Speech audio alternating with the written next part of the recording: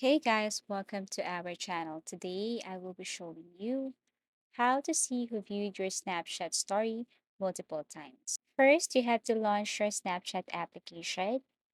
And then here, if you have added a story already, you just have to go to your profile, scroll down, and as you can see, this is your story.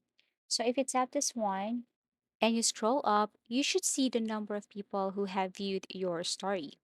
And beside this eye icon, you will see another icon. And here you will know that your story has been rewatched by this number of people.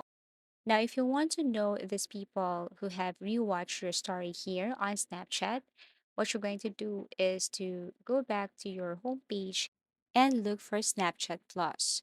So you have to upgrade or you have to subscribe to Snapchat Plus in order for you to see how many friends have rewatched your story or to see who viewed your Snapchat story multiple times. So as you can see, tap the Snapchat Plus and subscribe.